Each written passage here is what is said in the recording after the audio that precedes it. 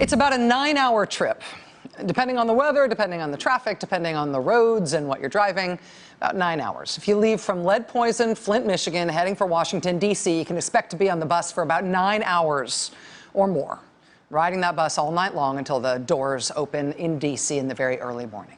And if you are coming to D.C. from Flint for the reason these folks did that today, you might not care how grinding that trip was. So you rode all night on this bus? All night. And you did this because?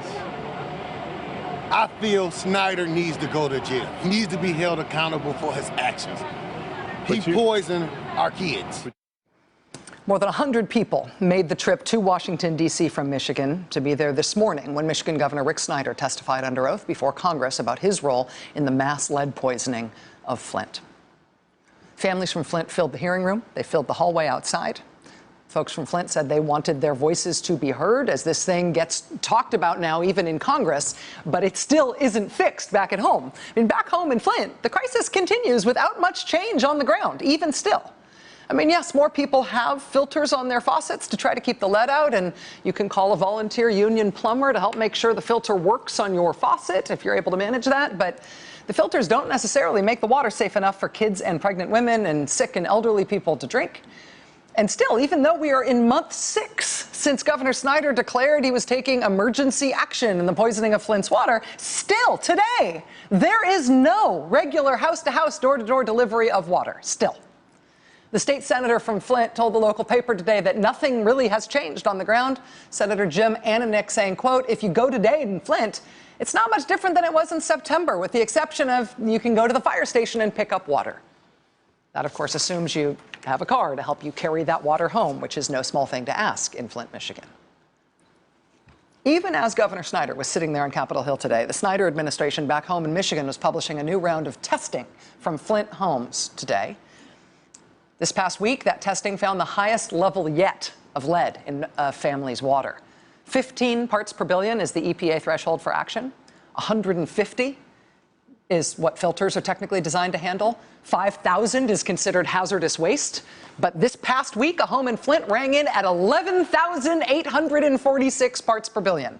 That's the highest level we have seen yet in Flint, and it was just posted today. Today.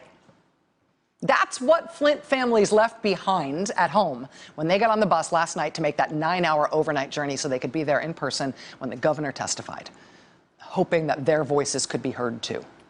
And during that hearing, there were times when you actually could hear them. Watch this. Listen for the reaction from the Flint families in the room here. So tell me the constituents that you responded to based on that report.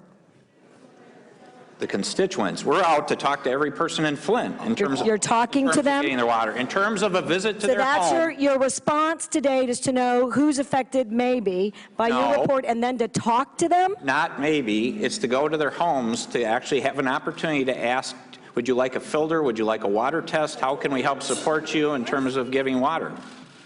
Again, we haven't hit every home, but we're actually tracking. So let me ask you this question. I think that's not, and this is my opinion as someone who does this kind of work for my whole career. We would just fix the water system so that it's all safe. But what do you do with someone like my mom, who's got a cognitive impairment, and you go to her house and you ask her, what about that constituent? We ask them to dial 211 or get in contact with us so we can help bring water to them. I think I have my answers, sir. Have your mentally impaired mom call 211 if she doesn't want to get lead. We haven't gotten to every house. Seriously, that is the response in Flint, Michigan now, today. They can call us.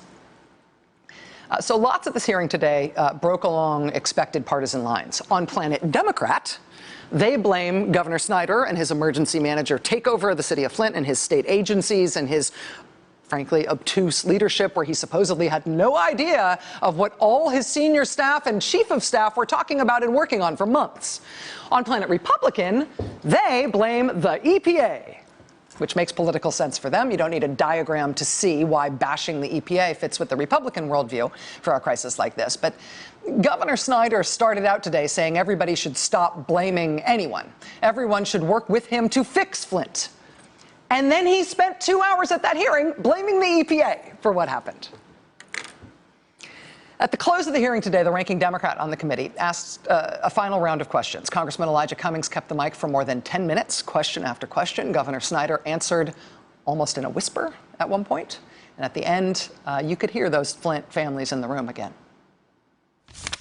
It looks like almost everyone knew about these problems except you.